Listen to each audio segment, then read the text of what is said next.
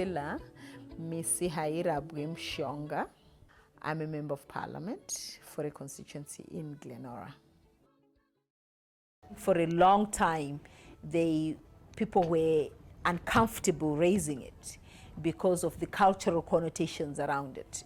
We've always grown up knowing that the issues around somebody having their first period or somebody having periods is something that you can't talk about publicly. We decided that the private is public, and within a human rights feminist context, everything that happens in the private in women's lives needs to be put within the public eye. So it has become a debate, and that has made a difference. The moment we went through the land problems, the land reform program, we then had situations where most of the companies, because most of the companies were agro-based, they literally operated on the basis of the things that were being produced from agriculture.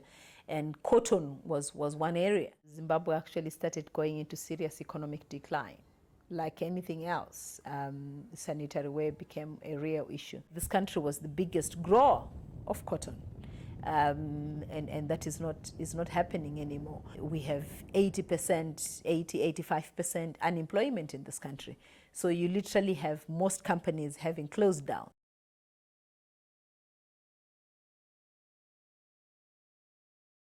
The one that most of the urban women use in this country is our newspapers. So they use the old newspapers, those that can access newspapers.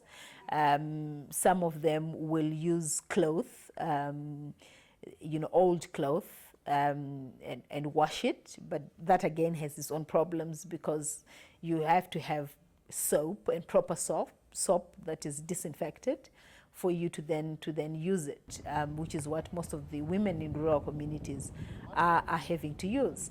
My understanding is that in certain circumstances, they literally are using tree leaves. So if you get to the kind of trees in rural areas where the leaves are a bit bigger, you then make sure that you get 3 or 4 of them, and that's what you use for sanitary ware. It is a real problem. So women are literally using anything and everything that they can. You have a whole lot of women having infections because they are using things that cause infections anyway.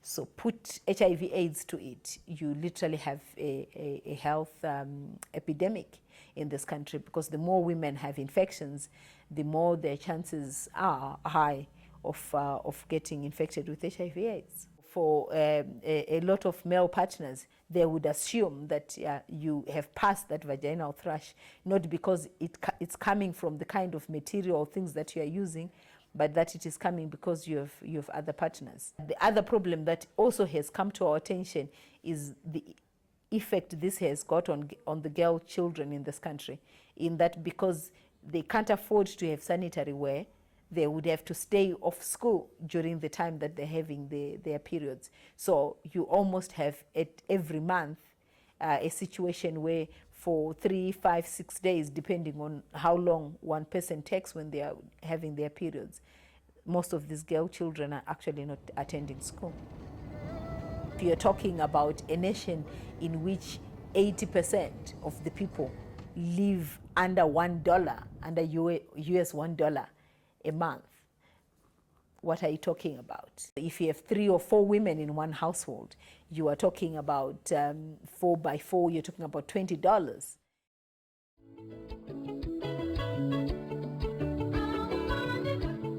We are hoping that we can begin to mobilize the world on the issue of sanitary ware in Zimbabwe, and if we can get containers and containers of sanitary ware, let the government of Zimbabwe deny those containers to come into this country, and we will know just how they feel about the plight of women in this country. This is where you need global alliances between women, so that the women that have these things in abundance can begin to understand that there are real problems in certain areas. You can have a country in political crisis, and people can talk about everything else. They can talk about human violations around white farmers.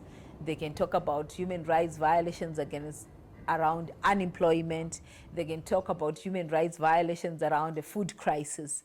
And no one, not one person, will talk around issues of human rights violations around something as serious as issues of sanitary wear.